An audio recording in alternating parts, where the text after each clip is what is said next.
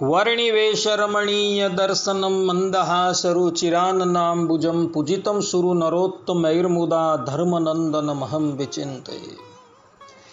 असतो मा षड्गमय तमसो मा ज्योतिर्गमय मृत्युर्मा अमृतं गमयः।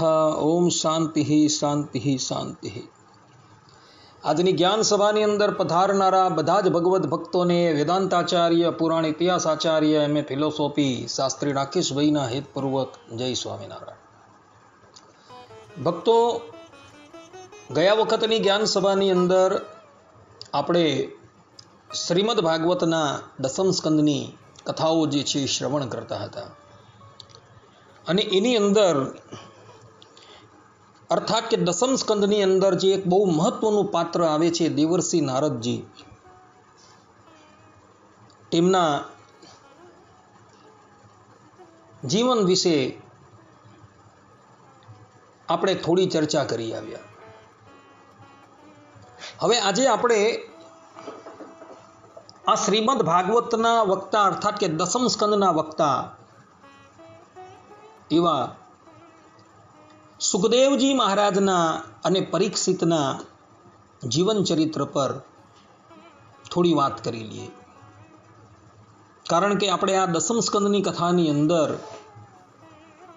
દસમ સ્કંદના જેટલા પણ પાત્રો આવે છે એ બધા જ પાત્રોની પૂર્વજન્મની કથા તથા વર્તમાન જન્મની કથા જે છે એ શ્રવણ કરી આવેલા છે. સુખદેવજી મહારાજ જે છે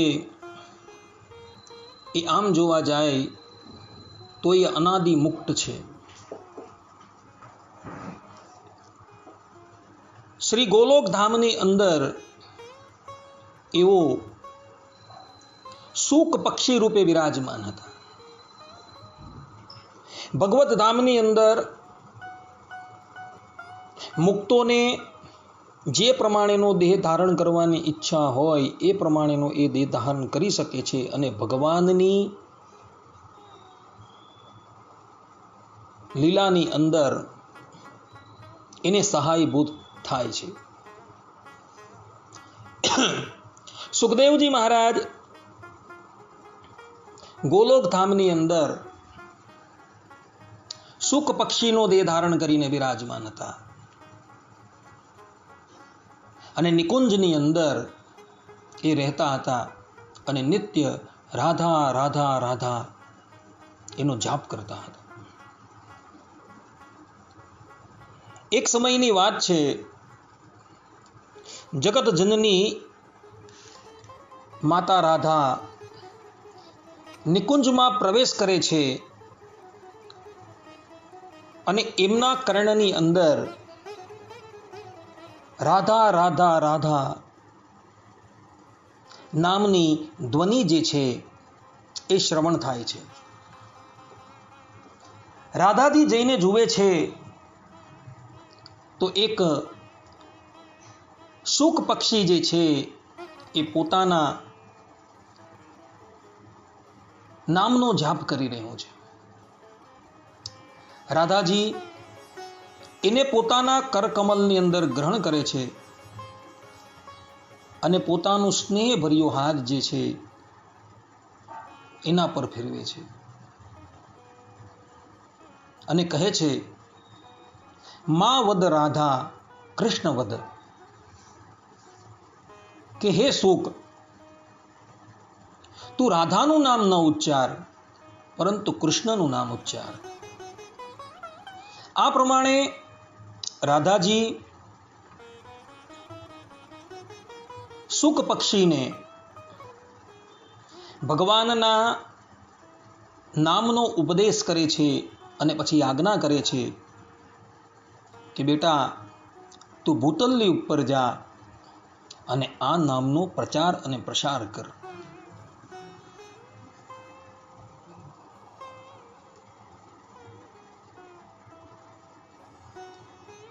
માતા રાધાજીની આજ્ઞા થતા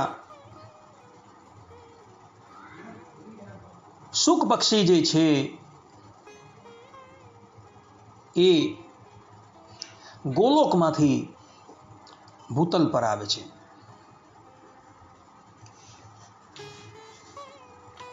અને ભૂતલ પર આવી એ એવા એક સ્થાનની અંદર આવીને બિરાજમાન થાય છે કે જ્યાં ભગવાન શંકર પાર્વતીજીને અમર કથા જે છે એ કહેતા હોય છે. અમર કથા એટલે શ્રીમદ ભાગવતની કથા. ભક્તો, આ આખું ચરિત્ર જે છે એ નારદ પુરાણની અંદર પૂર્વાર્ધ અધ્યાય 59 થી લઈને અધ્યાય 62 પર્યંતની અંદર છે. શુક પક્ષી ત્યાં આવીને બિરાજે છે. ભગવાન શંકર જગત જનની માં પાર્વતીજીને અમર કથા જે છે એ સંભળાવવા જઈ રહ્યા છે, પરંતુ આ કથાના અધિકારીઓ બધા નથી, એટલે એ પોતાનું ડમરું જે છે એ વગાડે છે અને ડમરું વગાડી બધા જ પશુ પક્ષી જીવજંતુ એ બધાને ત્યાંથી દૂર કરી દે છે. પરંતુ આ જે શુક પક્ષી છે, અર્થાત કે સુખદેવજી છે, જે પોપટના રૂપની અંદર હતા, એ કથા શ્રવણના લોભથી ત્યાં જ બેસી રહે છે. અને બીજું એક નાનું પક્ષી જે હજુ અંડમાંથી બહાર આવેલું છે અને જે ઉડી શકતું નથી, એ પણ ત્યાં જ બેસી રહે છે. ભગવાન શંકર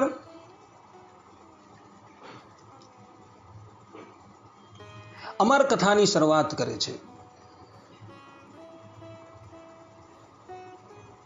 જેમ જેમ કથાનો અધ્યાય પૂર્ણ થાય તેમ તેમ માતા પાર્વતી જે છે એ હુંકાર આપતા હતા.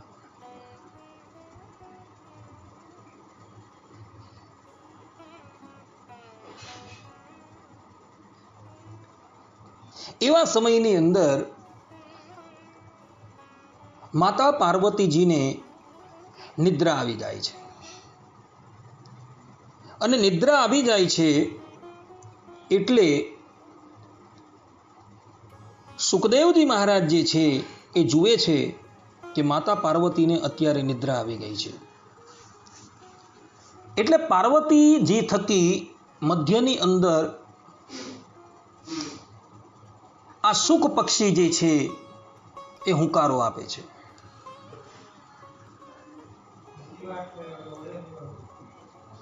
તદંતર માતા પાર્વતી જે છે એ જાગ્રત અવસ્થાની અંદર આવે છે અને ભગવાન શંકર જે છે એને અગાડી જે કથા થઈ ગઈ હતી તે વિશે થોડું પૂછે છે. ત્યારે માતા પાર્વતી કહે છે કે પ્રભુ, આપ જ્યારે આ કથા કરતા હતા ત્યાં મધ્યની અંદર મને થોડી નિદ્રા આવી ગઈ હતી, એટલે મેં તો એ કથા શ્રવણ કરી જ નથી. ત્યારે ભગવાન શંકર કહે છે, તો મધ્યની અંદર હુંકારો કોણ આપતું હતું? આજુબાજુ દ્રષ્ટિ કરી તો એક શુક પક્ષી જે છે એ વૃક્ષની ડાળી પર બેઠું હતું અને એ કથા જે છે એ શ્રવણ કરતું હતું.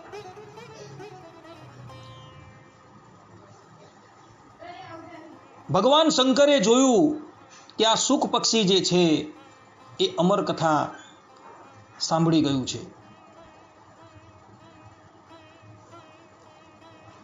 આ અમર કથાના અધિકારી દરેક જણ નથી, એટલે ભગવાન શંકર જે છે એ ત્રિશૂલ લઈને એ શુક પક્ષીની સામું ધસી પડે છે.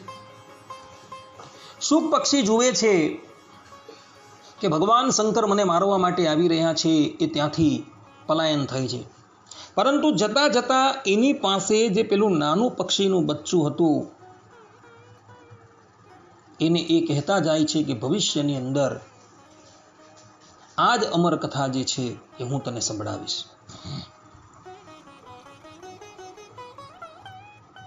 સુખદેવજી મહારાજ ભગવાન શંકરના ભયથી પલાયન થઈ ગયા છે અને ભગવાન શંકર જે છે એ એની પછાડી પડે છે. શુક પક્ષી ઉડતું ઉડતું વ્યાસજીના આશ્રમ પાસે આવે છે અને તે વખતે વ્યાસજીના પત્ની જે છે એ આશ્રમની બહાર જે છે એ બેઠેલા હોય છે અને એમને બગાસું આવી જાય છે અને બગાસું આવતા આ શુક પક્ષી જે છે એ સૂક્ષ્મ રૂપ લઈને વ્યાસજીના પત્નીના ઉદરની અંદર પ્રવેશી જાય છે.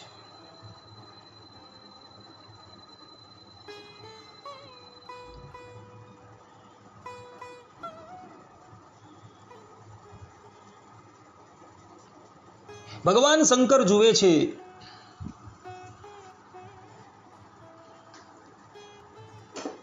કે આ શુક પક્ષી જે છે એ વ્યાસજીના પત્નીના ઉદરમાં જતું રહ્યું છે. હવે એની હત્યા થાય એમ નથી, કારણ કે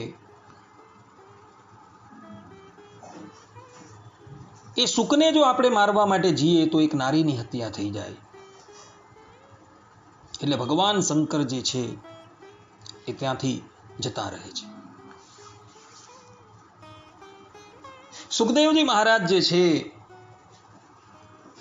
એ વ્યાસ પત્નીના ગર્ભની અંદર અહીંયા થકા ધીરે ધીરે મોટા થાય છે. 16 વર્ષ પર્યંત સુખદેવજી મહારાજ ગર્ભની અંદર રહે છે, પરંતુ હજુ સુધી એ બહાર નીકળતા નથી. ભગવાન વેદવ્યાસજી એને કહે છે કે ભાઈ તું કોણ છે, તું જે હોય તે ગર્ભની બહાર નીકળ. ત્યારે અંદર બેઠા બેઠા સુખદેવજી મહારાજ કહે છે કે પ્રભુ, જો હું બહાર આવી જાઉં તો ભગવાનની માયા જે છે એ માયા મને લાગી જાય, માટે હું અંદર રહ્યો થકો જ સારો છું. મારી માતાને હું સહેજ પણ કષ્ટ નથી આપતો.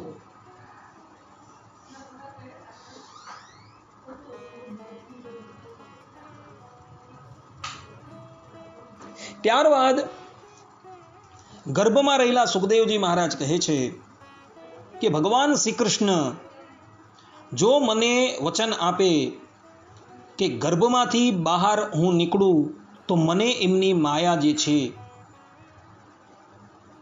એનો પાસ ન લાગે તો જ હું ગર્ભની બહાર નીકળું.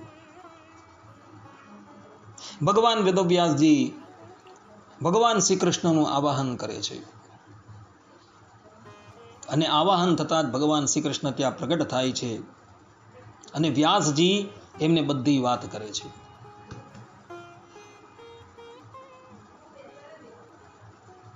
ભગવાન શ્રી કૃષ્ણ કહે છે કે હે સુખદેવ, તારી શું ઈચ્છા છે? સુખદેવજી મહારાજ કહે છે કે પ્રભુ, ગાયના સિંગની ઉપર રાયનો દાણો જેટલો સમય સુધી સ્થિર રહે એટલા સમય પર્યંત આપ આપની માયા જે છે એને ખેંચી લો તો હું પ્રગટ થઈ જાઉં. સુખદેવજી મહારાજની વાત સાંભળી ભગવાન શ્રી કૃષ્ણ તે જ પ્રમાણે કરે છે અને એવા જ સમયની અંદર સુખદેવજી મહારાજ પ્રગટ થાય છે અને એમને કોઈ પણ માયાનું આવરણ જે છે એ લાગતું નથી. આ કથાનો પ્રકાશ ભગવત પ્રસાદજી મહારાજ, સ્વામિનારાયણ સંપ્રદાયના શ્રીમદ ભાગવતના ટીકાકાર ભગવત પ્રસાદજી મહારાજે પણ ભક્તરંજની ટીકાની અંદર આપેલો છે. આ પ્રમાણે સુખદેવજી મહારાજના પ્રાગટ્યની એક કથા પુરાણોની અંદર તથા ભક્તરંજની ટીકાની અંદર જોવા મળે છે. બીજી એક કથા સુખદેવજી મહારાજ સંબંધી મહાભારતની અંદર જોવા મળે છે. મહાભારતના શાંતિ પર્વની અંદર 325 થી 328 અધ્યાયની અંદર સુખદેવજી મહારાજના પ્રાગટ્યની કથા છે. વાત એવી હતી કે ભગવાન વેદવ્યાસજી પોતાને ત્યાં એક સર્વશ્રેષ્ઠ પુત્ર પ્રગટ થાય એને અર્થે ભગવાન શંકરની તપસ્યા કરતા હતા.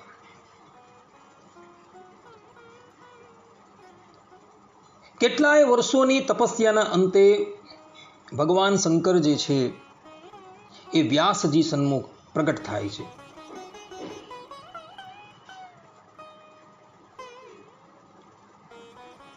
ભગવાન શંકર ભગવાન વેદવ્યાસજીને કહે છે કે હે વ્યાસજી, તમારી શી ઈચ્છા છે? ત્યારે ભગવાન વેદવ્યાસજી કહે છે કે પ્રભુ, મારા ઘરે એક સર્વોત્તમ પુત્ર પ્રગટ થાય એવી કૃપા કરો.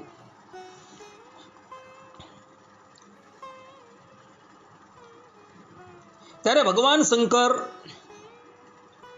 એમને આશીર્વાદ આપે છે કે હે વ્યાસજી, તમારા ઘરે હું જ પુત્ર રૂપે પ્રગટ થઈશ. શિવપુરાણની અંદર પણ આ કથા આવે છે. આટલું કહી ભગવાન શંકર જે છે એ પોતાના એક અંશથી વ્યાસજીના મનની અંદર પ્રવેશ કરે છે. એક સમયની વાત છે, ભગવાન વેદવ્યાસજી પોતાના આશ્રમની અંદર બિરાજમાન થકા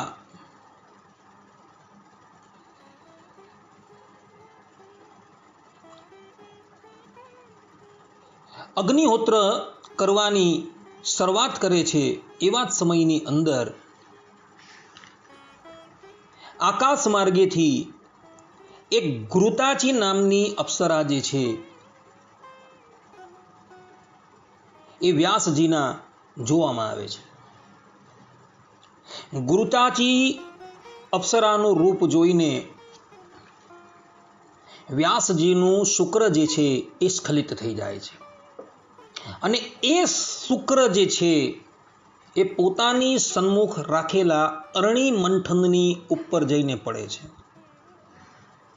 અને પછી વ્યાસજી અગ્નિ પ્રગટ કરવા માટે એ અરણી મંથનને ઘસે છે. ત્યાં જ એ અરણી મંથનમાંથી એક બાળકનું પ્રાગટ્ય થાય છે અને બાળક હતા સુખદેવજી મહારાજ. આચાર્ય વલ્લભાચાર્યજી પોતાની ભાગવતની ટીકાની અંદર તથા ભગવત પ્રસાદજી મહારાજ પોતાની ભાગવતની ટીકાની અંદર સ્પષ્ટ રૂપે કહે છે કે સુખદેવજી મહારાજ જે છે એ સાક્ષાત શંકરનો અવતાર છે.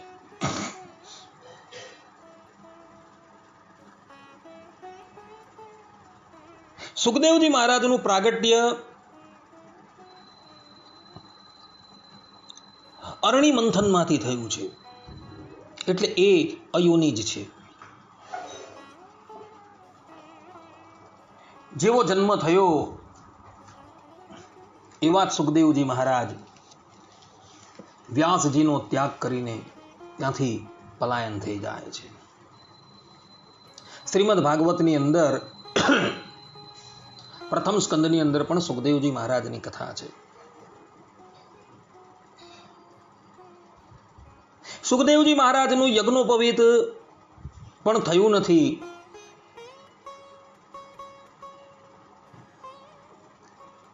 અને સુખદેવજી પોતાના મનની અંદર કૃતાર્થતાની લાગણી અનુભવ કરતા હોય છે અને સંસારનો ત્યાગ કરીને વન ભણી જતા હોય છે. સૂતજી મહારાજે આ પ્રસંગનું બહુ સુંદર વર્ણન કરેલું છે.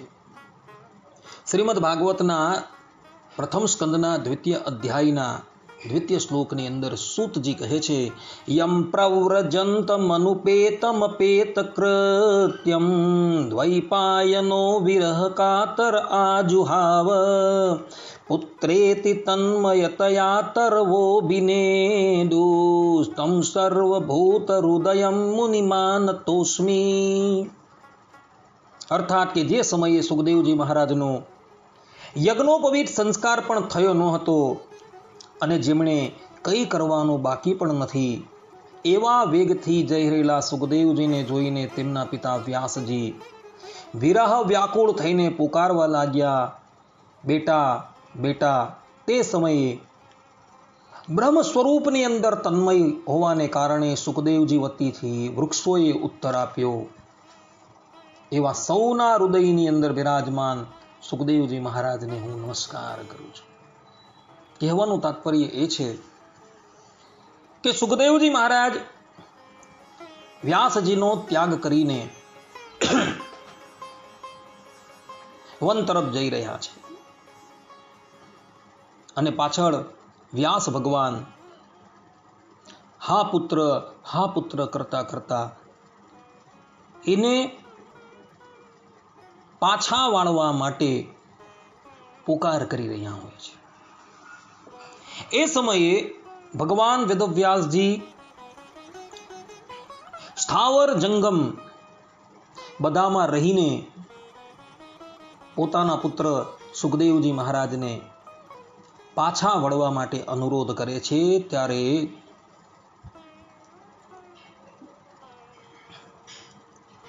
સુખદેવજી મહારાજ કે જેનું ધર્મભૂત જ્ઞાન એ વિકસિત થઈ ગયું છે, એ પણ સ્થાવર જંગમની અંદર વ્યાપ્ત થઈને વ્યાસ ભગવાનને એનો ઉત્તર આપે છે. ભક્તો, અન્ય પુરાણની અંદર કથા છે કે આ પ્રમાણે સુખદેવજી મહારાજે વ્યાસ ભગવાનને ઉત્તર આપ્યો અને એને લઈને સ્થાવર જંગમ બધાની અંદર જ એનો પડઘો પડ્યો. તેને લઈને આજે પણ તમે એકાંતની અંદર, કોઈ વન્ય પ્રદેશની અંદર કે કોઈ પર્વતની ઉપર ઊભા રહીને ઉચ્ચ સ્વરે કંઈ બોલો તો એનો પડઘો જે છે એ આજે પણ સંભળાય છે તમને.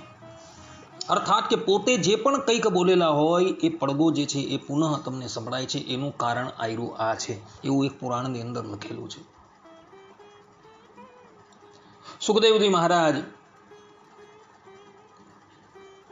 વ્યાસજીનો ત્યાગ કરીને જતા રહે છે, પરંતુ વ્યાસજી જતા જતા સુખદેવજી મહારાજને કહે છે કે બેટા, તું ઘર છોડીને જાય છે તો કંઈ વાંધો નહીં, પરંતુ જીવનની અંદર કોઈને ગુરુ કરવા હોય ને તો કેવલ ને કેવલ રાજર્ષિ જનકને કરજે.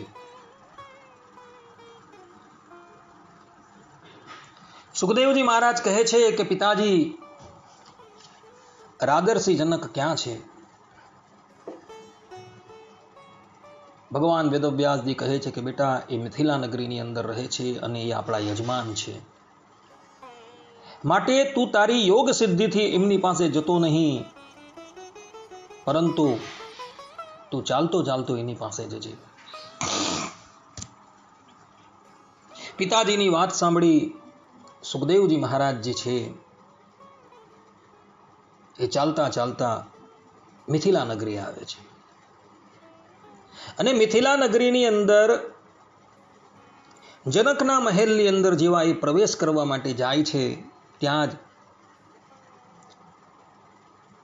મહારાજા જનકના દ્વારપાલો એને રોકે છે. તે વખતે બહુલાશ્વ જનક જે છે એ મિથિલાના રાજા હતા. ભક્તો, જનક જે છે એ અટક છે. નિમિના શરીરનું મંથન કરતા એમાંથી જે બાળક જન્મો એને જનક કહેવાય છે. અને એવા જનક જે છે એ ઘણા થઈ ગયા છે. ને બધા જ આત્મવિદ્યાના વિશારદ હતા, ભાગવત તત્વોના વિશારદ હતા. એટલે જનક જે છે એ અટક છે. સીતાજીના પિતા જે છે એ પણ જનક હતા. એનું નામ હતું શિરધ્વજ જનક, જે રામા અવતારની અંદર હતા. અને કૃષ્ણ અવતારની અંદર જે જનક હતા એનું નામ હતું બહુલાશ્વ જનક. અને એ પણ આત્મ તત્વના તથા ભગવત તત્વના પૂર્ણ વિશારદ હતા.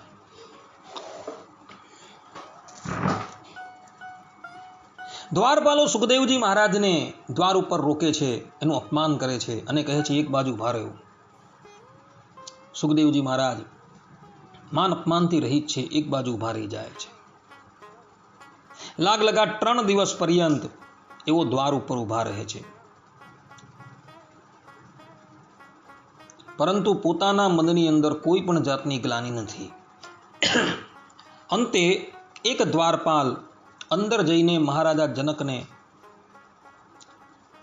સૂચિત કરે છે કે દ્વાર ઉપર કોઈ અવધૂત સંન્યાસી આવેલા છે. જનક રાજા પોતાના દ્વારપાલને કહે છે કે એમને એક ઉત્તમ સ્થાનની અંદર ઉતારો કરાવો. દ્વારપાલો સુખદેવજી મહારાજને એક ઉત્તમ સ્થાનની અંદર ઉતારો કરાવે છે, સ્નાન કરાવે છે, ભોજન કરાવે છે. તે પછી જનક રાજા આવેલા અવધૂતની પરીક્ષા કરવા માટે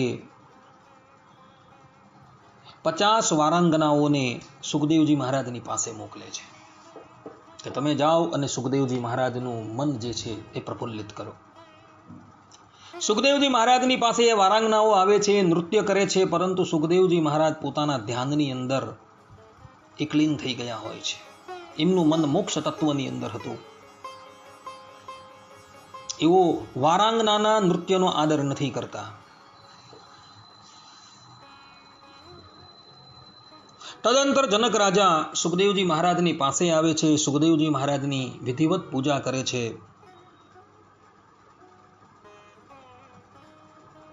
અને પછી એમને કહે છે કે હે અવધૂત સંન્યાસી,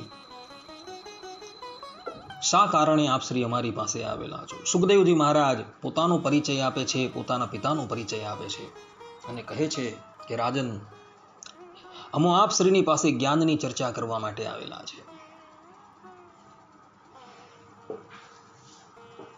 તે પછી જનક રાજાનો અને સુખદેવજી મહારાજનો બહુ લાંબો સંવાદ જે છે એ ચાલે છે, જેનું વર્ણન મહાભારતના શાંતિ પર્વના 325 થી 328 અધ્યાયની અંદર છે.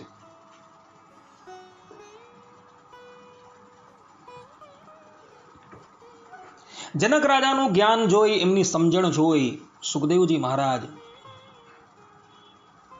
આશ્ચર્યચકિત થઈ જાય છે કે એક રાજ્યની અંદર રહેવા વાળો વ્યક્તિ ઋષિ જેવું જીવન જીવે છે. બલકે ઋષિની સમજણ પણ આવી ન હોય એવી સમજણ તો આને છે. સુખદેવજી મહારાજ પૂછે છે કે રાજન, આપ રાજ્યની અંદર રહેવા છતાં નિર્લેપ કેવી રીતના છો? જનક રાજા મનોમન વિચાર કરે છે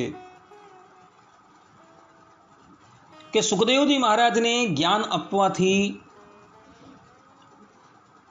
આ વાત ખબર ન પડશે, એટલે એમણે એક યુક્તિ કરી. સુખદેવજી મહારાજ નિત્ય પોતાના ઘરે ભોજન કરવા માટે પધારતા હતા.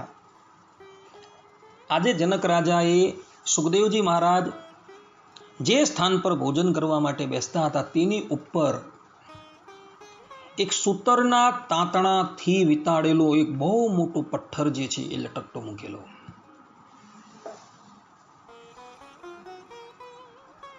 સુખદેવજી મહારાજ ભોજન કરવા માટે પધારે છે. એમની દ્રષ્ટિ પેલા પથ્થરની ઉપર જાય છે અને પથ્થરની ઉપર દ્રષ્ટિ ગઈ એટલે સુખદેવજી મનોમન વિચારવા લાગ્યા કે આ પથ્થર જે છે એ ક્યારેક પણ પડી જશે. ભોજન કરવા માટે બેઠા છે, સામે વિવિધ પ્રકારના પકવાનો મૂકેલા છે, પરંતુ સુખદેવજી મહારાજનું મન જે છે એ ભોજનમાં લાગતું નથી, એ પથ્થરની ઉપર જ લાગેલું હોય છે. સુખદેવજી મહારાજ કયા પદાર્થો ભોજન કરે છે એનો પણ એને ખ્યાલ નથી રહેતો. ભોજન કર્યા બાદ જનક રાજા એમને પૂછે છે કે સુખદેવજી, તમે શું ભોજન કર્યું? સુખદેવજી મહારાજ કહે છે કે રાજન, અમને તો મૃત્યુનો ભય હતો. પેલો પથ્થર ઉપર લટકતો હતો, એ ક્યારેય નીચે પડી જાય એની બીકની અંદર હું ભોજન કરતો હતો. એટલે ભોજનના કયા પદાર્થો અમે ગ્રહણ કર્યા એ અમને ખબર જ નથી. જનક રાજા સુખદેવજી મહારાજને કહે છે કે સુખદેવ, મારી દ્રષ્ટિ પણ હંમેશા મૃત્યુની ઉપર ટકેલી છે. ક્યારે મારો દેહ જે છે એ કાળનો ગ્રાસ બની જશે એ મને ખબર નથી. એટલે માટે હું રાજ્યની અંદર રહેવા છતાં પણ એનાથી નિર્લેપ છું. મારો એક હાથ સગડી પર મૂકવામાં આવે અથવા તો તલવારથી કાપવામાં આવે અને બીજો હાથ મારી પત્નીના વક્ષસ્થળની ઉપર હોય તો પણ મને એ સમાન છે. આ પ્રમાણે જનક રાજા સુખદેવજી મહારાજને કહે છે. હજુ સુખદેવજી મહારાજને જનક રાજાની સ્થિતિનો ખ્યાલ નથી આવતો. એક દિવસની વાત છે. મધ્યરાત્રિના સમયે સુખદેવજી મહારાજ જલપાન કરવા માટે ઉઠે છે. પોતે જ્યાં સૂતા હતા ત્યાં જલ હતું નહીં, એટલે જલપાન કરવા માટે એ મહેલના બીજા કક્ષની અંદર જાય છે. અને જતા જતા સુખદેવજી મહારાજની દ્રષ્ટિ જે છે એ જનક રાજાના કક્ષની ઉપર પડે છે. એ કક્ષની અંદર મહારાજા જનક સૂતેલા હોય છે અને એમનો એક હાથ જે છે એ એમની પત્નીના વક્ષસ્થળની ઉપર હોય છે અને બીજો હાથ જે છે એ અગ્નિની અંદર ભળભળ બળતો હોય છે. સુખદેવજી મહારાજ આ દ્રશ્ય જોઈ છે અને એમને જનક રાજાની સ્થિતિનો ખ્યાલ આવી જાય છે. પ્રાતઃકાલે ઊભા થાય છે, જનક રાજાના ચરણની અંદર વંદન કરે છે અને સુખદેવજી મહારાજ કહે છે કે રાજન, અમો હવે આપની પાસેથી આજ્ઞા લઈએ છીએ. સુખદેવજી મહારાજ ત્યાંથી પધારી જાય છે. નારદ પુરાણના પૂર્વાર્ધની અંદર અધ્યાય 59 થી 62માં અધ્યાયની અંદર કથા આવે છે કે તે પછી સુખદેવજી મહારાજ જે છે એ પોતાનું મન જે છે એ ભગવાનના ચરણારવિંદરની અંદર લગાવી દે છે અને સદેહે એ ભગવત ધામ જતા રહે છે. પરંતુ ભગવત ધામ ગયેલા સુખદેવજી મહારાજને શ્રીમદ નારાયણ કહે છે કે હે શુક, તમે પુનઃ ધરાતલની ઉપર જાઓ, કારણ કે તમારા પિતાજીએ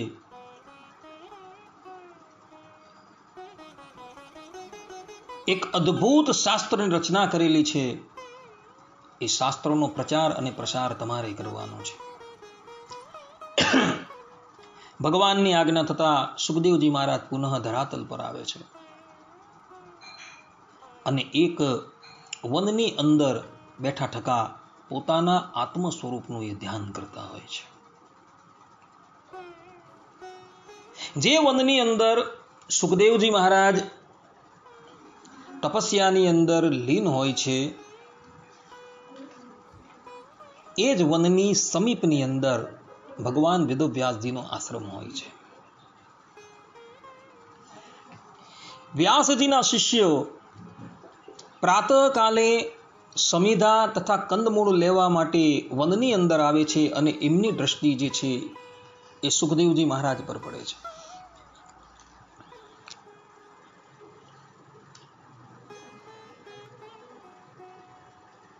એ લોકો અર્થાત વ્યાસજીના શિષ્ય જે છે એ વ્યાસજીને જઈને બધી વાત કરે છે કે આવો એક સુંદર મજાનો 16 વર્ષની ઉંમરનો બાળક જે છે એ વનની અંદર તપસ્યા કરે છે. એની સંપૂર્ણ આકૃતિનું વર્ણન કરે છે. એટલે વ્યાસજી સમજી જાય છે કે આ મારો જ પુત્ર છે.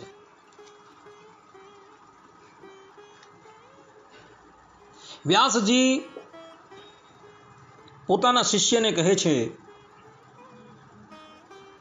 કે તમે ત્યાં જઈને એમના નામનો સાદ કરો અને એને અહીં લેતા આવો. ગુરુની આજ્ઞા થતા શિષ્યો સુખદેવજી મહારાજની પાસે જાય છે અને એમના નામનો સાદ કરે છે કે તમારા પિતાજી તમને બોલાય છે, પરંતુ સુખદેવજી મહારાજ એ સમાધિની અંદર લીન હોય છે. એ પોતાની સમાધિની અંદર એટલા એકલીન થઈ ગયા હોય છે કે બહારની કોઈ વાતની એમને ખબર નથી. શિષ્ય બોલાવીને થાકી જાય છે. અંતે પુનઃ પાછા વ્યાસ ભગવાનની પાસે આવે છે.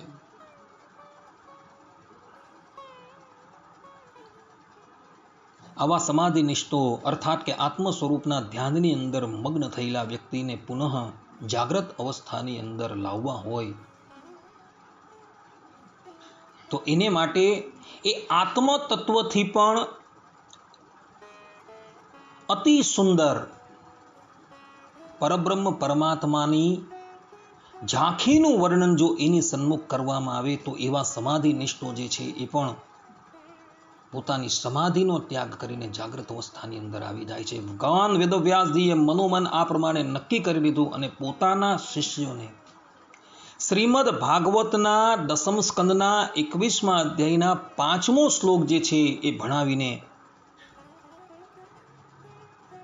સુખદેવજી મહારાજની પાસે મોકલા અને કહ્યું કે આ શ્લોક જે છે એ તમે બધા મારા પુત્રની પાસે જઈને ગાન કરો. વેદવ્યાસજીની આજ્ઞા થતા ભગવાન વેદવ્યાસજીના શિષ્યો જે છે એ સુખદેવજી મહારાજની પાસે આવે છે અને ત્યાં આજુબાજુ સમિધા અને કંદમૂળ વણતા થકા ભગવાન વેદવ્યાસજીએ એ લોકોને જે શ્લોક ભણાવેલો એ શ્લોકનું એ ઉચ્ચારણ કરે છે. એ શ્લોક હતો બર્હાપીડમ નટવર વપુઃ કર્ણયો કર્ણિકારમ બિભ્રદ્વાસઃ કનકકપિશં વૈજયંતીં ચ માલાં વૃંધાન વેણોરધરસુધયા પૂરયન ગોપવૃંદૈર્વૃંદારણ્યં સ્વપદરમણં પ્રાવિશદ ગીત કીર્તિ. અર્થાત ભગવાન શ્રી કૃષ્ણ ગોપ કુમારોની સાથે વૃંદાવનમાં પ્રવેશ કરી રહ્યા છે. તેમના મસ્તક પર મયુર પીછ છે અને કાનોમાં કરેણના પીળા પુષ્પો છે. શરીર પર સોનેરી પિતાંબર અને કંઠમાં 5 પ્રકારના પુષ્પોની બનેલી વૈજયંતી માળા છે. રંગમંચ પર અભિનય કરતા શ્રેષ્ઠ નત જેવો સુંદર વેશ છે. વાંસળીના છિદ્રોને તેઓ પોતાના અધરામૃતથી ભરી રહ્યા છે. તેમની પાછળ પાછળ ગ્વાલ બાળકો તેમની લોક પાવન કીર્તિનું ગાન કરી રહ્યા છે. આ પ્રમાણે વૈકુંઠથી પણ શ્રેષ્ઠ તે વૃંદાવન ધામ તેમના ચરણારવિંદના ચિહ્નોથી વિશેષ રમણીય બની ગયું છે. આ પ્રમાણે એ બધા શિષ્યો જે છે એ શ્લોકોનું ઉચ્ચારણ કરતા કરતા સુખદેવજી મહારાજની આજુબાજુ ફરી રહ્યા છે. આટલા સુંદર રૂપનું વર્ણન જ્યાં સુખદેવજી મહારાજના કર્ણની અંદર પ્રવેશ્યું એટલે એ એકાએક સમાધિમાંથી બહાર આવી ગયા અને એણે નેત્ર ખોલી દીધા. પેલા બધા શિષ્યો જે છે જુએ છે કે સુખદેવજી મહારાજે નેત્ર ખોલેલા છે.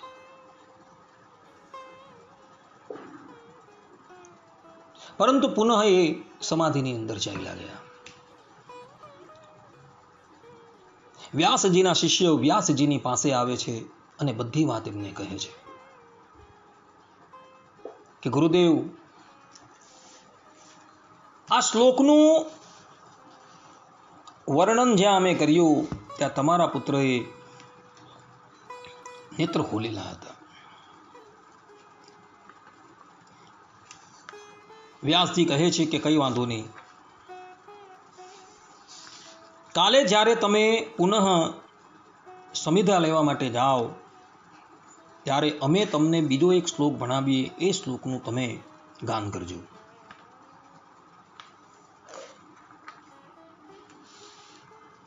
વ્યાસજીએ પોતાના શિષ્યને બીજો એક શ્લોક જે છે એ ભણાવેલો છે, અને એ શ્લોક ભણાવી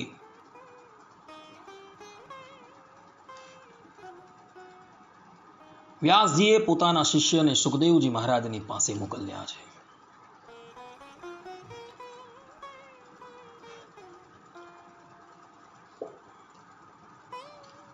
અને એ શિષ્યો સુખદેવજી મહારાજની પાસે આવી વ્યાસજીએ જે શ્લોક એમને ભણાવેલો હતો એમનું રટન કરવા લાગ્યા.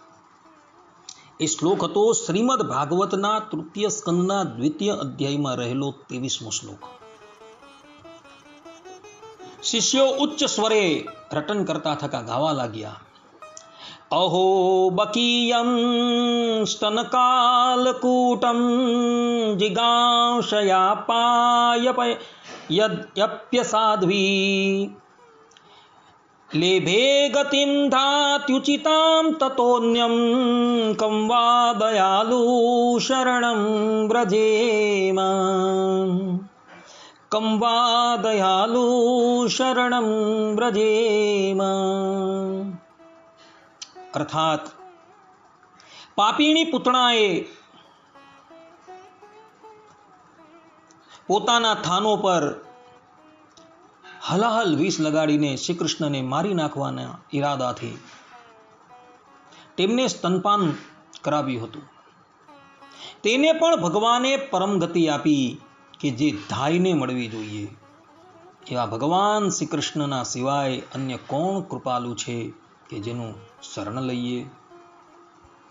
આ પ્રમાણે જ્યાં શિષ્યો આ શ્લોકનું ઉચ્ચારણ કરે છે ને એટલે સુખદેવજી મહારાજ સમાધિમાંથી બહાર આવી જાય છે. અર્થાત કે એમની સમાધિ ભંગ થઈ જાય છે.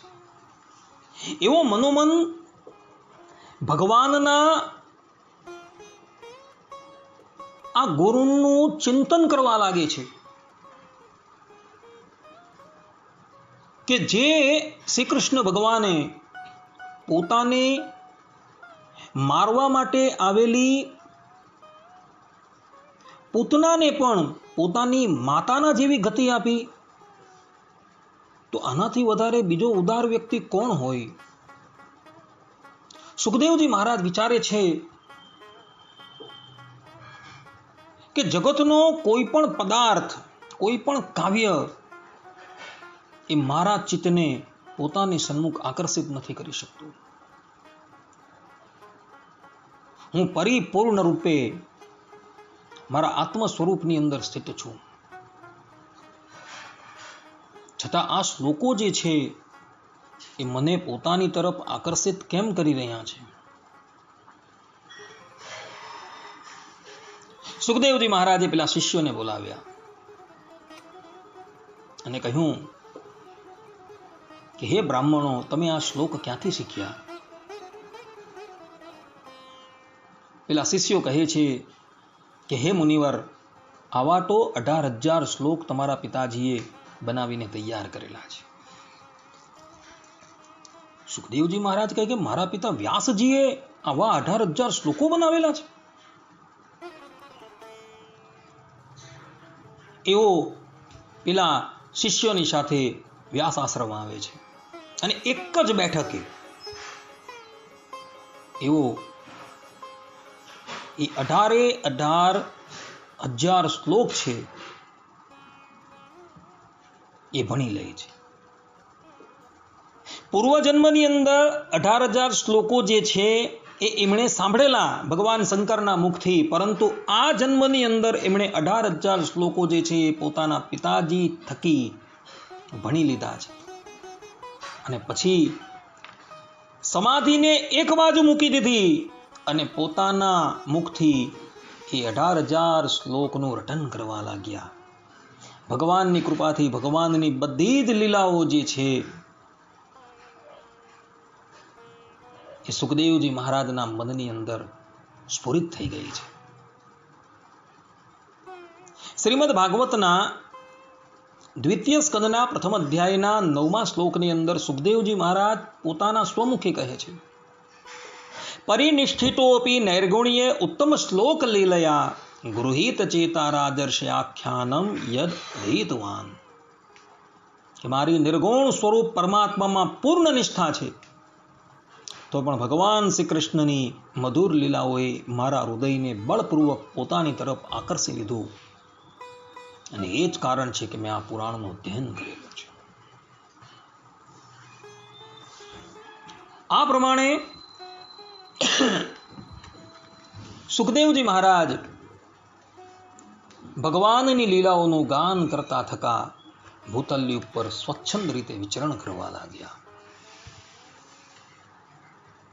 હવે આપણે પેલા પક્ષીની કથા સાંભળીએ. કયું પક્ષી? કે જે પક્ષી ઈંડામાંથી બહાર આવેલું હતું અને ભગવાનનો ડમરૂનો અવાજ સાંભળવા છતાં પણ એ ઉડી શકતું નથી, અને એ પણ સુખદેવજી મહારાજની સાથે અમર કથા સાંભળી રહ્યું હતું. અને સુખદેવજી મહારાજ જતા જતા એ નાના બાળકને કહી ગયા હતા કે હું તને ભવિષ્યની અંદર કથા સમય. એ પક્ષીની કથા આપણે સાંભળીએ. એ પક્ષી જે છે એ ઇતર કોઈ ન હતું પરંતુ એ પરીક્ષિત રાજા હતા.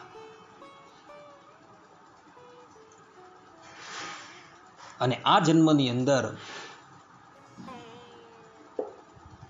એ અર્જુનના પુત્ર અભિમન્યુના પુત્ર રૂપે પ્રગટ થયા હતા. વાત એવી હતી કે મહાભારતનું યુદ્ધ જે છે એ સમાપ્ત થઈ ગયું છે. દુર્યોધનની જંગા જે છે તૂટી ગયેલી છે. રાત્રિને વિશે અશ્વત્થામાએ પાંડવોના શિબિરમાં પહોંચી બચેલી સેનાઓનો કચ્ચર ઘાણ વાળી દીધો છે. અને પાંડવો જ્યારે એને પકડવા માટે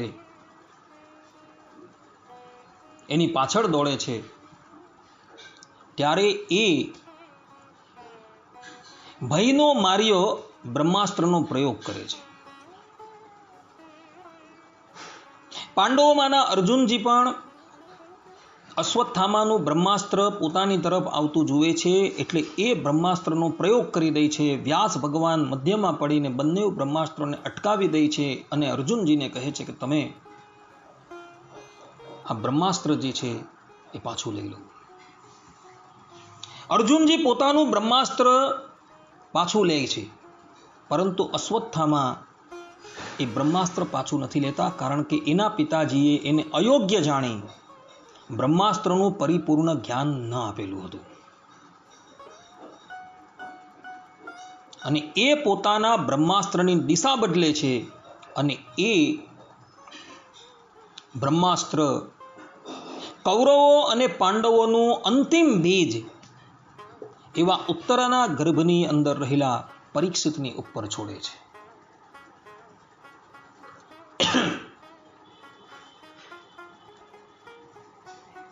ઉત્તરા જુએ છે કે એક તેજ જે છે એ મારી પછાડી આવી રહ્યું છે. એ દોડતી દોડતી ભગવાન શ્રી કૃષ્ણના શરણમાં જાય છે.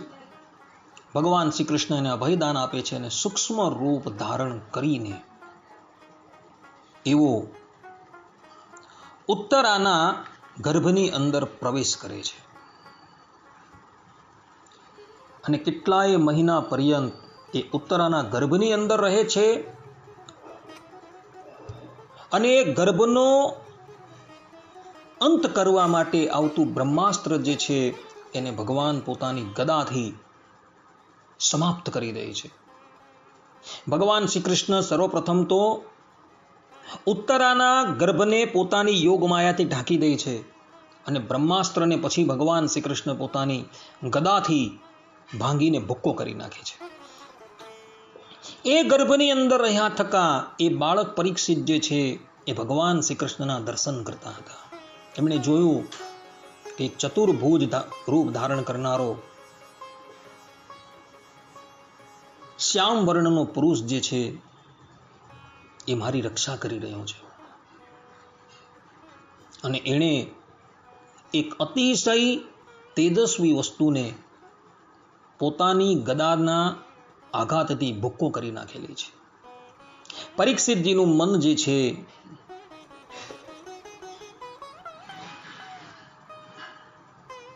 એ પુરુષની અંદર લાગી ગયું છે. ગર્ભમાંથી બહાર નીકળ્યા બાદ એ સમસ્ત મનુષ્યને જુએ છે અને એની પરીક્ષા કરે છે કે ગર્ભમાં જે પુરુષનું મેં દર્શન કરેલું હતું એ પુરુષ કોણ છે. એ પ્રમાણે એ પરીક્ષા કરતા હોય છે, એટલે માટે એનું નામ પરીક્ષિત પડે છે. આ વાત જે શ્રીમદ ભાગવતના પ્રથમ સ્કંદના 12મા અધ્યાયના 30મા શ્લોકની અંદર લખેલી છે. ગર્ભે દ્રષ્ટ મનુધ્યાયન પરીક્ષેત નરેશવિહ, અર્થાત કે ગર્ભમાં જે પુરુષનું દર્શન પામેલા તે પુરુષનું સ્મરણ કરતો રહી લોકમાં તેની પરીક્ષા કરતો રહેતો હતો કે જોઈએ આમાંથી કોણ તે છે, એટલે માટે એનું નામ પરીક્ષિત પડેલું હતું. પરીક્ષિત રાજાનું બીજું એક નામ જે છે એ વિષ્ણુરાત પણ છે, પરંતુ બહુધા શ્રીમદ ભાગવતમાં તથા મહાભારતની અંદર એનો પરીક્ષિત તરીકે જ ઉલ્લેખ થયો છે. પાંડવો મહાપ્રયાણ તરફ અગ્રેસર થાય છે એ પહેલા પરીક્ષિત રાજાને સમસ્ત ભૂમંડળના એક ક્ષત્રિય શાસક તરીકે નિયુક્ત કરી દે છે. એક સમયની વાત છે, પરીક્ષિત રાજા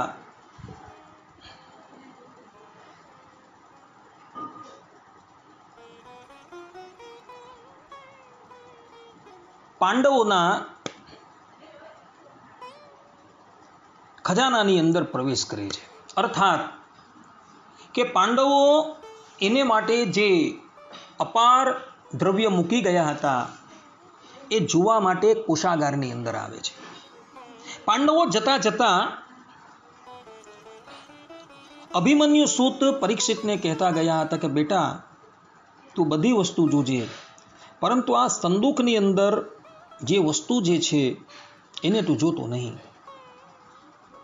આ પ્રમાણે સ્પષ્ટ રૂપે યુધિષ્ઠિર મહારાજ પરીક્ષિતને સાવચેત કરીને ગયા હતા. પરંતુ મનુષ્યનો સ્વભાવ એવો છે કે જેની મનાઈ કરવામાં આવેલી હોય ને એ પ્રથમ કરે. પરીક્ષિત મહારાજ કોષાગારની અંદર પ્રવેશ કરે છે અને કોષાગારની અંદર આવીને એની દ્રષ્ટિ પેલી સંદૂકની ઉપર પડે છે. એ સંદૂકને ખોલે છે તો એમાં એમને એક સુવર્ણનો મુગટ દેખાય છે. મુગટ એટલો બધો નયનરમ્ય હોય છે કે પરીક્ષિત મહારાજ જે છે એને જોઈને આશ્ચર્યચકિત થઈ જાય છે. મનોમન વિચારે છે કે મારા દાદાએ આ પેટી ખોલવાની મનાઈ શા માટે કરેલી? આમાં તો આટલી બધી સુંદર વસ્તુ રહેલી છે.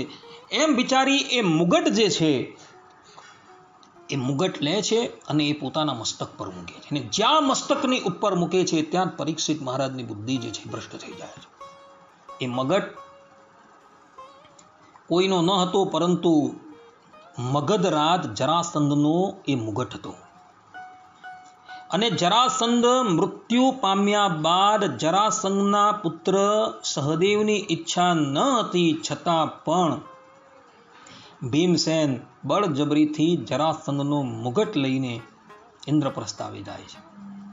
યુધિષ્ઠિર મહારાજને ખબર હોય છે કે આ અનિતિનું ધન છે, એટલે એ મુગટ જે છે એ પોતાના કોષાગારની અંદર એક સંદૂકની અંદર મૂકી દે છે અને એને તાળું મારી દે છે.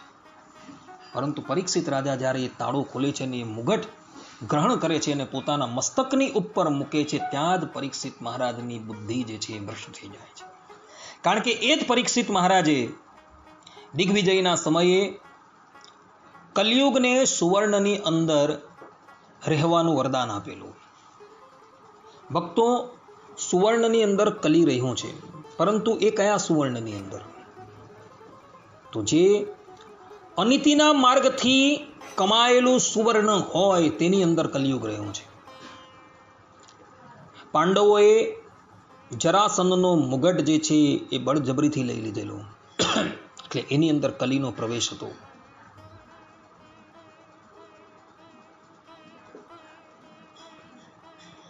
પરીક્ષિતે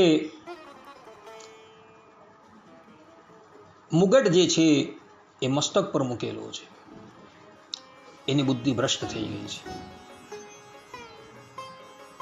કોઈ દિવસ શિકાર કરવાની ઈચ્છા નથી. શાસ્ત્રોની અંદર રાજાને માટે 18 પ્રકારના વ્યસનો વર્જ્ય બતાવેલા છે. પરીક્ષિત એ બધા જ વ્યસનોથી દૂર છે, પરંતુ આજે પરીક્ષિત મહારાજને શિકાર કરવા જવાની ઈચ્છા થઈ છે. વનની અંદર પધાર્યા છે, અનેક મૃગોનો એમણે વધ કરેલો છે. મૃગોની પછાડી દોડતા દોડતા પરીક્ષિત મહારાજ જે છે એ અત્યંત તૃષિત થયા છે, અને એ એક આશ્રમની અંદર આવે છે. એ આશ્રમ જે છે એ સમીક ઋષિનો આશ્રમ હોય છે. મહાભારત પ્રમાણે સમીક ઋષિ જાગ્રત અવસ્થાની અંદર હોય છે, પરંતુ મૌન ધારણ કરીને બેઠેલા હોય છે. જ્યારે શ્રીમદ ભાગવતના પ્રથમ સ્કંદની અંદર કથા આવે તે પ્રમાણે સમીક ઋષિ જે છે એ સમાધિની અંદર લીન હતા. કલ્પભેદી કરીને બંને કથા સત્ય છે. પરીક્ષિત મહારાજ સમીક ઋષિને કહે છે કે મહર્ષિ, અમે ખૂબ તૃષિત થયા છે, અમારે જલપાન કરવું છે. પરંતુ મહર્ષિ કઈ ઉત્તર આપતા નથી. અંતે ક્રોધાયમાન થઈને પરીક્ષિત પોતાના બાણની નોકથી ત્યાં એક મૃત સર્પ પડેલો હોય છે તેને ઉઠાવે છે અને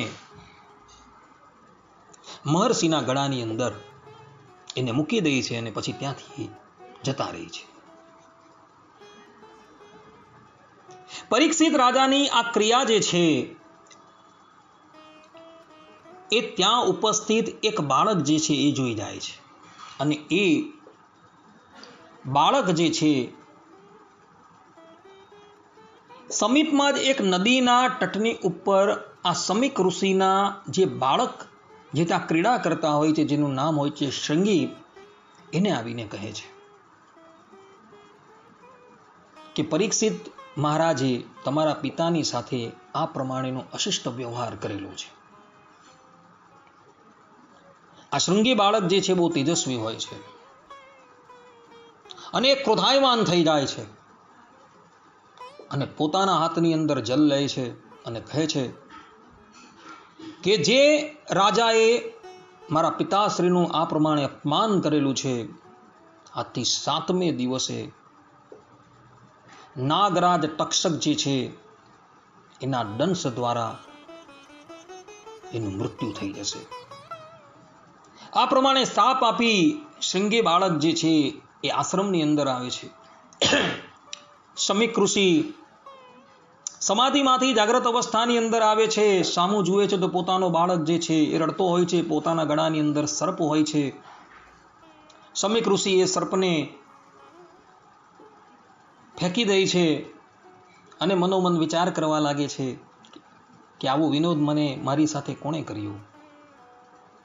શૃંગી બાળકને પૂછે છે કે બેટા તું કેમ રડે છે? ત્યારે શૃંગી બાળક બધી હકીકત કહે છે, અને પોતે જે શાપ આપેલો હતો એ શાપની વાત પણ સમીક ઋષિને કહે છે. ત્યારે સમીક ઋષિ ક્રોધાયમાન થઈ જાય છે અને કહે છે કે રે દુષ્ટ, તે જેને શાપ આપ્યો એ શાપ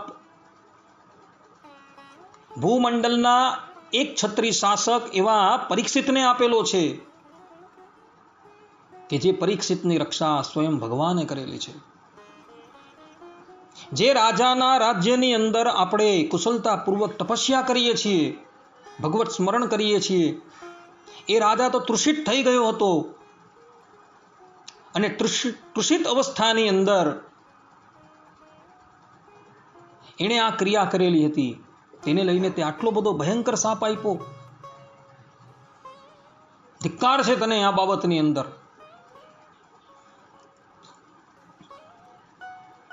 સમીક ઋષિ તે પછી પોતાના 2-3 શિષ્યોને પરીક્ષિત મહારાજની પાસે મોકલે છે અને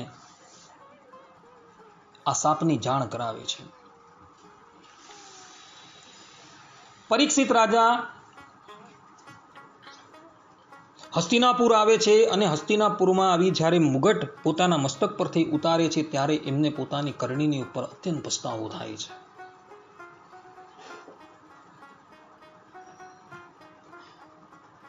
અને જ્યારે પેલા ઋષિ મુનિઓ આવીને એને સાવધાન કરે છે ત્યારે પરીક્ષિત રાજા મનોમન આને પણ ભગવાનની ઈચ્છા જ માને છે કે સારું, મને મારા અપરાધનો દંડ પ્રાપ્ત થઈ ગયો. પોતાના રાજ્યની ઉપર પોતાના પુત્ર જન્મેજયનું એ સ્થાપન કરે છે અને સંસારથી પૂર્ણ વૈરાગ્ય પામી બધી જ વસ્તુનો ત્યાગ કરી એ ગંગા તટની પર આવેલા સુખતાલ નામના એક પવિત્ર સ્થાનની અંદર આવે છે. રાજા પરીક્ષિતને શાપ થયો છે એ સમાચાર સાંભળી ભૂતલની ઉપર રહેલા બધા જ મહર્ષિઓ એની પાસે આવે છે. બધા જ સુખતાલની અંદર ભેગા થાય છે.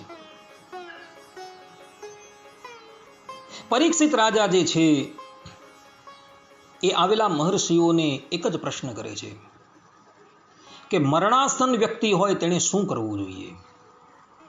કોઈ વ્યક્તિ એનો ઉત્તર નથી આપતા. ભગવાન વેદવ્યાસજી પણ ત્યાં બિરાજમાન છે. મુનિઓ બધા ભૂતકાળ, ભવિષ્યકાળ અને વર્તમાન કાળને જાણનારા છે. એ લોકો જાણે છે કે આનો ઉત્તર જે છે એ કેવલ ને કેવલ સુખદેવજી મહારાજ જે વ્યાસના દીકરા છે તે જ આવશે. એવા જ સમયની અંદર ભગવાન વેદવ્યાસજીના પુત્ર સુખદેવજી મહારાજનું પ્રાગટ્ય ત્યાં થાય છે. શરીરની ઉપર કોઈ પણ જાતના વસ્ત્ર નથી, અવધૂતનો વેશ છે, દિગંબર અવસ્થા છે, અષ્ટદ્વય વપુ છે, અર્થાત કે 16 વર્ષની ઉંમર છે. શ્રીમદ ભાગવતની અંદર અષ્ટદ્વય લખેલું છે. આજુબાજુ કેટલાક બાળકો જે છે એ સુખદેવજી મહારાજને વિટળાઈને એનો ઉપહાસ કરતા કરતા એની પછાડી જઈ રહ્યા છે. ઋષિમુનિઓએ જોયું કે સુખદેવજી મહારાજ પધારેલા છે, એના મહિમાને આ બાળકો જાણતા નથી. એ લોકો ઊભા થાય છે અને બધા જ બાળકોને ત્યાંથી ભગાવી દે છે અને આદર સહિત સુખદેવજી મહારાજને પરીક્ષિતની પાસે લાવે છે. સભાની અંદર સુખદેવજી મહારાજના પિતા ભગવાન વેદવ્યાસજી ઉપસ્થિત છે. એમના દાદા પરાશરજી ઉપસ્થિત છે અને એના દાદાના પણ દાદા વશિષ્ઠ ઋષિ પણ ઉપસ્થિત છે. બધા જ ઊભા થઈને સુખદેવજી મહારાજનું સ્વાગત કરે છે, કારણ કે જ્ઞાન વૃદ્ધ છે, વયોવૃદ્ધ નથી, પરંતુ જ્ઞાને કરીને વૃદ્ધ છે અને જ્ઞાને કરીને વૃદ્ધ હોવાથી એમના પરદાદા જે છે એ પણ એમનું સ્વાગત કરે છે. પરીક્ષિત મહારાજ પણ ઊભા થાય છે, આદર સહિત એમને એક સ્થાનની ઉપર બિરાજમાન કરે છે, એમનું પૂજન કરે છે, ગુરુદેવના શરણાગત થઈ જાય છે અને એમને પણ એ જ પ્રશ્ન કરે છે કે મનુષ્ય સર્વથા મરણાસન્ન હોય તેણે શું કરવું જોઈએ. અને સાથે સાથે હે ભગવાન, એ પણ બતાવો કે મનુષ્ય માત્રે શું કરવું જોઈએ. મનુષ્યએ કોનું શ્રવણ, કોનું જપ, કોનું સ્મરણ અને કોનું ભજન કરવું જોઈએ તથા તેમણે કોનો ત્યાગ કરવો જોઈએ. આ પ્રમાણે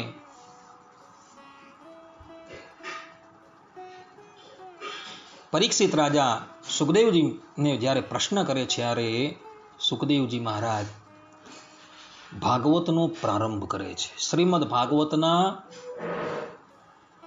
બીજા સ્કંદના પહેલા અધ્યાયની અંદર પ્રથમ શ્લોક સુખદેવજી મહારાજ પરીક્ષિતની સન્મુખ ઉપસ્થિત કરે છે. વરિયાનેશ તે પ્રશ્ન કૃતો લોક હિતો નૃપા આત્મવેદ સંમત પુંસામ સ્રોત વ્યાસા દિશુ યહ પર. અર્થાત, હે પરીક્ષિત, લોક કલ્યાણ માટે કરાયેલો તમારો આ પ્રશ્ન ઘણો ઉત્તમ છે.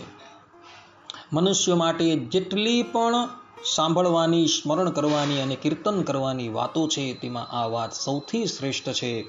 આત્મજ્ઞાની મહાપુરુષો આવા પ્રશ્નોનો ઘણો આદર કરે છે. સુખદેવજી મહારાજે કથાનો પ્રારંભ વકારથી કરેલો છે. વરિયાનેશ. આ વકાર જે છે એ અમૃત બીજ છે. કારણ કે પરીક્ષિત મહારાજને અમૃતનું પાન કરાવવાનું છે, એને સંસારથી મુક્ત કરવાના છે. એટલે માટે શ્રીમદ ભાગવતની કથાનો પ્રારંભ પણ વકારથી થાય છે. કથાનો પ્રારંભ થવાની તૈયારી જ હોય છે, તેવા જ સમયની અંદર દેવતાઓ જે છે એ સુખદેવજી મહારાજની પાસે આવે છે. આ વાત પદ્મ પુરાણના મહાત્મ્યની અંદર લખેલી છે. દેવતાઓ આદર સહિત સુખદેવજી મહારાજને પ્રણામ કરે છે. એઓના હાથની અંદર અમૃતનો કુંભ હોય છે. એવો સુખદેવજી મહારાજને કહે છે કે હે મુનિ, આ અમૃત તમે પરીક્ષિતને પાન કરાવી દો, જેથી કરીને તક્ષક નાગ એને દંશ મારે છતાં પણ એનું મૃત્યુ ન થશે, અને તમે કથામૃત જે છે એ અમને અર્પણ કરો.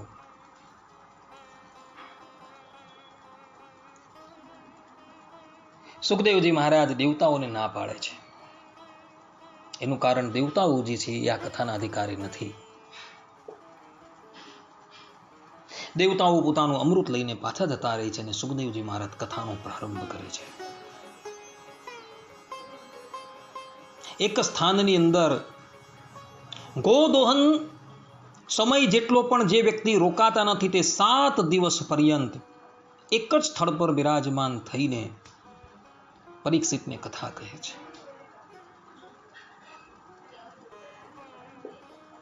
પરીક્ષિતના મનની અંદર જે મૃત્યુનો ભય હતો, એ ભય સંપૂર્ણ નિવૃત્ત થઈ જાય છે. સુખદેવજી મહારાજની કૃપાથી પરીક્ષિત મહારાજ પોતાના વાસ્તવિક સ્વરૂપને ઓળખી જાય છે. કથા પૂર્ણ થતા પહેલા સુખદેવજી મહારાજ કહે છે કે હે પરીક્ષિત, હવે એ તક્ષકને આવવાનો સમય થઈ ગયો છે. જ્યાં લગીન હું અહીં રહીશ ત્યાં લગીન એ તક્ષક અહીં આવી શકતે નહીં. સુખદેવજી મહારાજ જવા તૈયાર થાય છે. પરીક્ષિત મહારાજ એમનું પૂજન કરે છે. ગુરુદેવ પોતાનો કરકમલ જે છે એ પરીક્ષિતના મસ્તક પર પધરાવે છે. પરીક્ષિતની અંદર જેટલી અજ્ઞાનતા અવશેષ રહી હતી, બાકીની અજ્ઞાનતા નિવૃત્ત થઈ જાય છે અને પોતાનું આત્મ સ્વરૂપ જે છે એની સન્મુખ પ્રગટ થાય છે, અને એ આત્માની અંદર રહેલા પરમ તત્વ રૂપ પરમાત્મા જે છે એના એને દર્શન થઈ જાય છે. સુખદેવજી મહારાજ જેવી રીતના આવેલા હતા તેવી જ રીતના એ પાછા ચાલ્યા જાય છે. અને એ સુક્તાલની અંદર જ સામે કેટલીક ઝાડી હતી, એ ઝાડીની અંદર એ અદ્રશ્ય થઈ જાય છે. એ પછી એ ક્યાં ગયા એ કોઈને ખબર નથી. એક વખત તેઓ સનકાદિક ઋષિ જ્યારે નારદજીને શ્રીમદ ભાગવતની કથા કહેતા હોય છે, ત્યારે ગંગા દ્વાર પધારે છે. પછી એમનો ઉલ્લેખ જે છે એ પુરાણોમાં જોવા નથી મળતો. કહેવાય છે કે આજે પણ એ અખંડ ભાગવતના શ્લોકોનું રટન કરતા થકા ત્રણેય લોકોની અંદર વિચરણ કરતા રહે છે. અધિકારી લોકોને એમના દર્શન થાય છે. પરીક્ષિત મહારાજ તે પછી આત્મ સ્વરૂપની અંદર સ્થિત થઈ જાય છે અને આત્માની અંદર રહેલા પરમાત્માના સ્વરૂપની અંદર સ્થિત થઈ જાય છે. તક્ષક તે વખતે સુક્તાલમાં આવે છે, પરંતુ એ દંશ મારે એ પહેલા તો ભગવાનના પાર્ષદો આવી જાય છે. અને ભગવાનના પાર્ષદો પરીક્ષિત મહારાજનો જીવાત્માને લઈને પરમધામમાં જતા રહે છે. તક્ષક આવીને પોતાનું વિષ જે છે એ પરીક્ષિતની ઉપર છોડે છે. પરીક્ષિતનો દેહ જે છે બળીને ભસ્મ થઈ જાય છે. ગંગાની લહેર એ જ સમય પર ત્યાં આવે છે અને પરીક્ષિતના મૃતદેહની હસ્તીઓ છે, એની રાખ છે, એને પોતાની અંદર લઈને એ ત્યાંથી જતી રહે છે. આ પ્રમાણે શ્રીમદ ભાગવતની અંદર, મહાભારતની અંદર તથા નારદ પુરાણની અંદર પરીક્ષિત તથા સુખદેવજી મહારાજના જીવન ચરિત્ર વિશે માહિતીઓ આપવામાં આવેલી છે.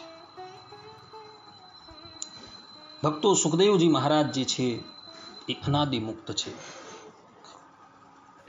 અને ભાગવત તત્વનો પ્રચાર અને પ્રસાર કરવા માટે એઓ ધરાતલની ઉપર પધારેલા હતા.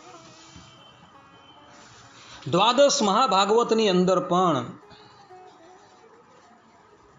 સુખદેવજી મહારાજની ગણતરી કરવામાં આવેલી છે.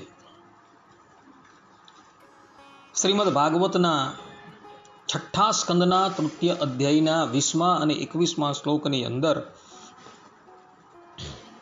યમરાજ પોતાના દૂતોને કહે છે, સ્વયંભૂર નારદ શંભુ કુમાર કપિલો મનુ પ્રહલાદો જનકો ભીષ્મો બલિર્વૈયા શક્તિર્વયમ દ્વાદશૈતે વિજાનીમો ધર્મ ભાગવતમ ભટા.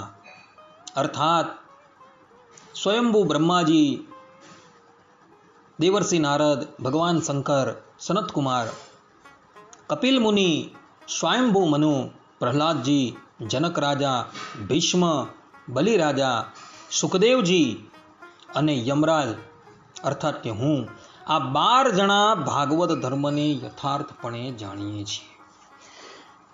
આ રીતે સુખદેવજી મહારાજની ગણના જે છે એ દ્વાદશ ભાગવત આચાર્યોની અંદર પણ થઈ છે. કીર્તન ભક્તિના એ આચાર્ય છે. કીર્તન ભક્તિ જેવી એમને આવડે છે એવી બીજા કોઈને નથી આવડતી. એ જ સુખદેવજી મહારાજ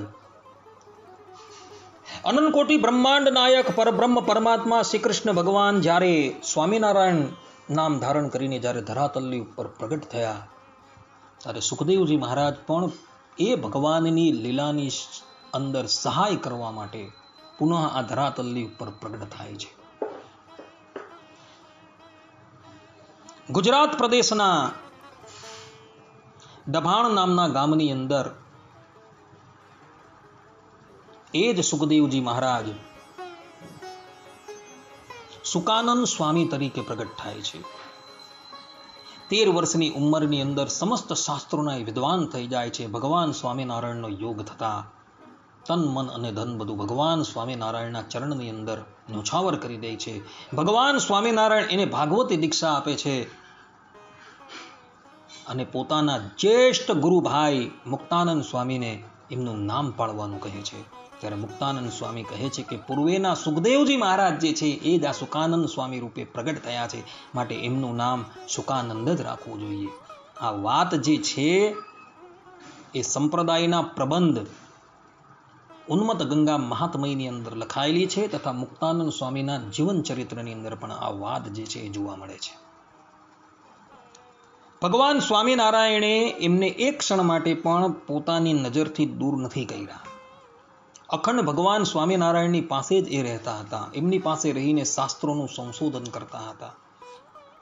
સુકાનંદ સ્વામીએ પોતાના જીવનની અંદર અનેકો ગ્રંથોની રચના કરેલી છે. એમાં સત્સંગી જીવન જે ગ્રંથ સ્વામિનારાયણ સંપ્રદાયનો એક મહત્વનો ગ્રંથ છે, જે સકલ શાસ્ત્રોનો સાર છે, એના પર હેતુ નામની વિસ્તૃત વ્યાખ્યા જે છે એ આ સુકાનંદ સ્વામીએ રચેલી છે. સદગુરુ ગોપાળાનંદ સ્વામીએ શ્રીમદ ભગવદ્ ગીતાની ટીકા રચેલી છે. એ ટીકાની ઉપર પણ ટીકા રચનારા આ સુકાનંદ સ્વામી છે. સુખદેવજી મહારાજના જ અવતાર એવા સુકાનંદ સ્વામીની આ શ્રીમદ ભગવદ્ ગીતાની ટીકા બહુ વિસ્તૃત છે. આ ઉપરાંત સતાનંદ સ્વામીએ સત્સંગી જીવન ગ્રંથની રચના કરી. ત્યારે સત્સંગી જીવનની લૈહા તરીકેની કાર્ય કરનારા પણ એ આ સુકાનંદ સ્વામી હતા. રઘુવીરજી મહારાજે હરિવાક્ય સુતા સિંધુની ઉપર સેતુમાલા નામની ટીકા રચી. એ ટીકાની અંદર પણ રઘુવીરજી મહારાજને સહાયભૂત થનારા સુકાનંદ સ્વામી હતા. સુકાનંદ સ્વામીએ વેદસ્તુતિની ઉપર પણ વ્યાખ્યા લખેલી છે. એ વ્યાખ્યા અદ્ભુત વ્યાખ્યા છે, જેમાં એમણે પરબ્રહ્મ પરમાત્મા કેવલ સાકાર જ છે, નિરાકાર છે જ નહીં, એમનું પ્રતિપાદન કરેલું છે.